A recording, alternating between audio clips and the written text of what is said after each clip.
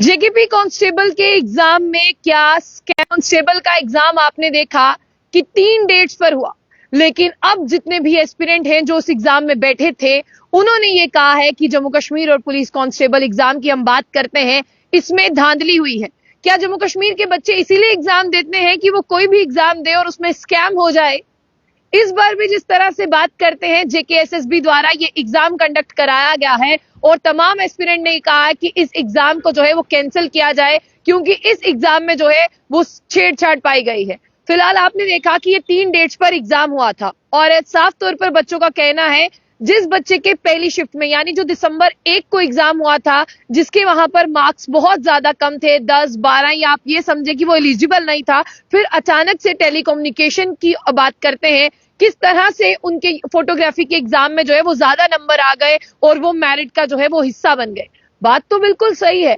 JKSSB ने पहले भी बहुत से एग्जाम जो है वो जम्मू कश्मीर में कराए हैं जिन्हें कैंसिल कर दिया गया, ये कहकर कि इन एग्जाम में जो है वो स्कैम हुआ है, धांधली हुई है। और फिर देखिए ये एग्जाम ऐसा था जिसमें सरकार भी बनी हुई थी और सबको इतना भरोसा था कि देखिए अब सरकार है, शायद अब फेयर एग्जामिनेशन होगा, लेकिन कभी फेयर एग्जामिनेशन नहीं हुआ। आपने देखा कि पहले भी वहां पर एसआई का एग्जाम हुआ, फिर उसके बाद फायर एंड इमरजेंसी का हुआ, अकाउंट्स का एग्जाम हुआ, फाइनेंस अकाउंट असिस्टेंट का एग्जाम हुआ, जिस एग्जाम को कैंसिल कर दिया गया और बच्चों ने बार बार कहा कि इसमें जो है फेयर नहीं हुआ है, यानी एग्जाम फेयर नहीं है। तो इसी तरह के इल्जामात आयत हो रहे हैं जेकेपी कांस्टेबल एग्जाम में, जिसमें तमाम आपको बता दें जो पहले एग्जाम हुआ था कांस्टेबल के लिए, उसमें बच्चों के जिनके कम नंबर आए थे, जो बच्चे मेरिट में नहीं आ रहे थे, फिर अचानक में टेलीकम्युनिकेशन और फोटोग्राफी में वो बच्चे जो है वो टॉप करते हैं। ये इस तरह की डिस्पेरेंसीज हैं जो यहाँ पर पाई गई हैं। और अब बच्चों का ये कहना है कि Jammu Kashmir service selection board ने जो जेकेपी कांस्टेबल का एग्जाम लिया है, जिस तरह से आपको बता दें कि वहां पर 3 बार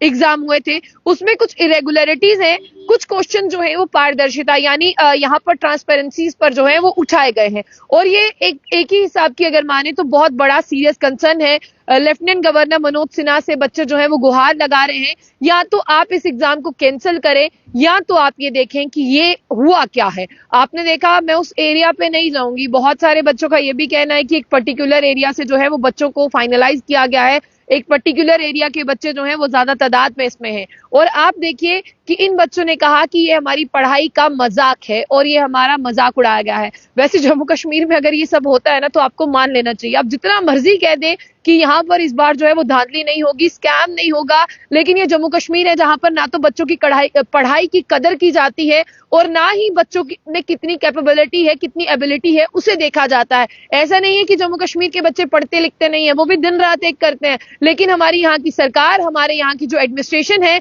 किस तरह से यहाँ पर जो है धांधली हो जाती है, इरेगुलरिटीज होती हैं, उन्हें कभी चेक भी किया जाए। आपने देखा कि पिछले दिनों एक डाटा रिलीज हुआ था, जिस डाटा में ये कहा गया था कि पिछले कुछ सालों से जम्मू कश्मीर के बच्चे जो हैं वो दूसरी कंट्रीज में जा रहे हैं, वो जम्मू कश्मीर में रहना नहीं चाहते, क्योंकि उनका साफ तौर पर यह कहना है कि जम्मू कश्मीर में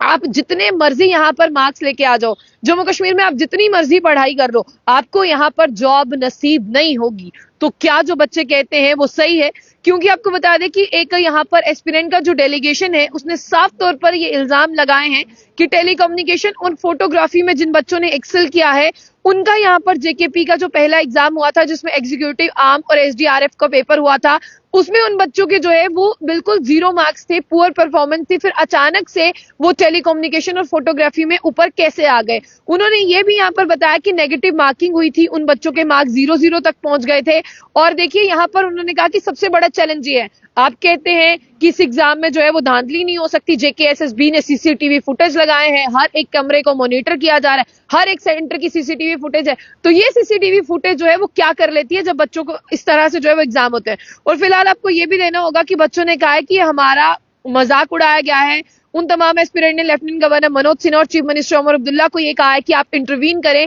इस एग्जाम को कैंसिल करें। इसी एग्जाम को लेकर जो है पीडीपी की अगर हम बात करते हैं, इल्तिजा मुफ्ती की अगर हम बात करें, उन्होंने भी जो है वो निशाना बनाया। और आगे अगर बात करें जेकेएसएसबी की, तो बार बार जेकेएसएसबी ऐसा करेगा तो बार बार ये चीजें जो है वो अवॉइड नहीं होंगी। 2019 के बाद ये सबसे बड़ा एग्जाम था जिसे 3 दिनों में कराया गया, दिसंबर 1, दिसंबर 8 और दिसंबर 22, 2024 को, जिसमें 4002 टोटल वैकेंसीज थी।